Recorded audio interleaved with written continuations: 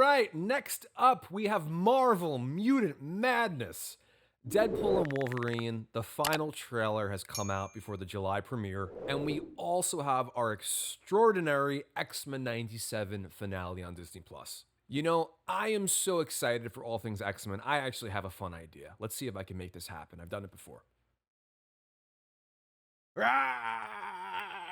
This is much closer to the vibe I was going for. So, I'm excited for all things X-Men. It's been a great year so far for the mutants. Deadpool Wolverine again, coming out July 26th. I've already got my tickets. Thank you, Barry. We've got the handsome Ryan Reynolds, six-pack and all, as the grotesque Deadpool. And the maybe somehow even more handsome Hugh Jackman as Wolverine. Triple threat. He acts. He dances, he slices. So I love these two together. Based on the trailers we've already seen, we know it's going to be action-packed. It's going to be so much fun. It looks like it's tying into the Loki series we saw on Disney+, which again was a really, really good series.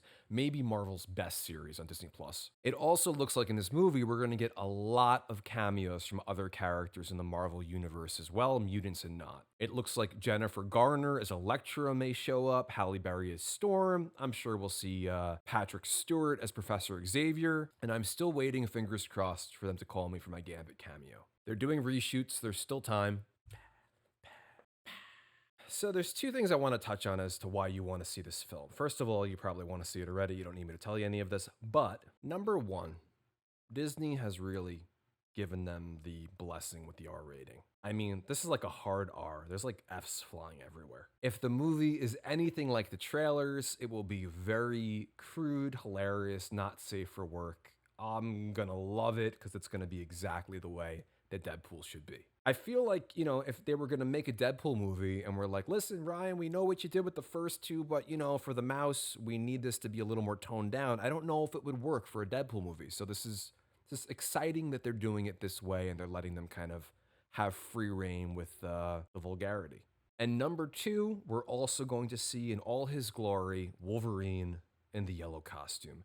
Yes, we prefer yellow spandex. As you can see, mine's kind of a vintage outfit, but you get the idea. I'm a fan of black leather, friends, just not on my X-Men. Based on the trailer, seeing Hugh Jackman in that yellow suit, he looks dynamite, he looks amazing. He's gonna put on the mask too. I can't because I'm wearing headphones. It's gonna be bonkers. You put these two together, it's gonna be such a fun time, and rumor has it this isn't the last we're gonna see of them either. It looks like they may be getting together for the movie Marvel Secret Wars as well. Marvel's wanting to push these characters to the forefront, characters like Deadpool and mutants like Wolverine, and I think a lot of that in part has to do with X-Men 97! I did a little bit on this in the first episode because it's been like a groundbreaking show and it's kind of transcended genres and stuff like that. People have loved it. I did not expect it to be anywhere near as good as it was. And when I saw how terrific it was and I saw in the media the response to it, I knew I wanted to talk about this in culture and the arts. And the funny thing too is I've gotten actually a lot of feedback from you guys in terms of about the X-Men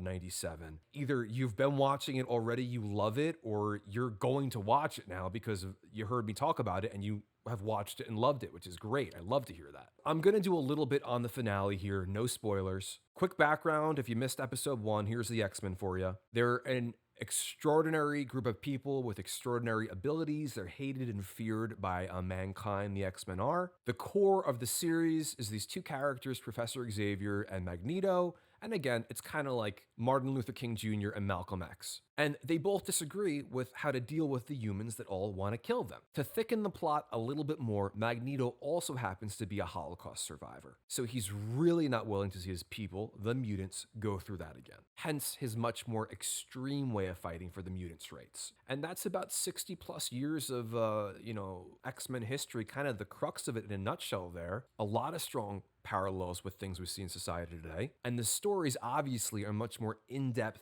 intricate, and exciting than that, but that's kind of to give you an idea of where this all comes from. So X-Men 97 picks up right where the original animated series left off in 1997. It left off on a cliffhanger. And the show has since been nominated for Breakthrough Drama Series at the Gotham TV Awards. Rightfully so. It's fantastic, it's gripping, it leaves you on the edge of your seat. Episode 5 was a real tearjerker. And you can watch it with your kids too, because it's animated, they love it, it's not so heavy, my son loves it. So no spoilers again, but they just released the season finale of this show, and I can't believe how well they stuck the landing. I mean, to be honest, this sounds terrible, but I don't really like animated stuff usually. I have the nostalgia from my childhood, but that's kind of it. I mean, I've heard there's some really good stuff out there, and I'm sure because I have kids, I'll watch more and more of it with them, but it's usually not my thing. I mean, I could barely watch live action TV. I watch an episode or two and I get bored. Last great TV I watched that had me from episode to episode on the edge of my seat, probably like Ozark and House of the Dragon. New season of House of the Dragon next month. I love Matt Smith and Emma Darcy. We'll be talking about that. So this X-Men show is just great.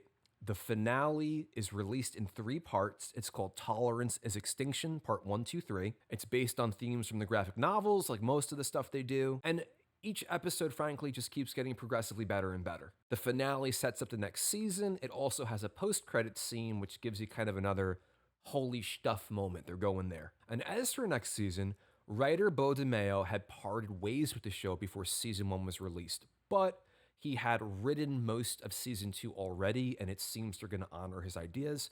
So we know at least season 2 will probably be pretty good, and hopefully it keeps on being good after that. It's a great show. I hope it continues to be a great show. I gotta say, one of the things that disappoints me the most is, they release these episodes on Wednesdays, and every Wednesday was like really exciting that an episode was coming out, my hump day was a lot better. So I love the show. Let me know in the comments, how do you keep your hump day exciting? Oh no, I need a proofreader. Did I just say, you don't have to let me know in the comments about your hump day. That's probably not going to be good for YouTube or wherever you're listening. I really need to get someone to proofread my material. I mean, this is borderline juvenile. I don't want to be known for this. I'm just not a cringe humor guy.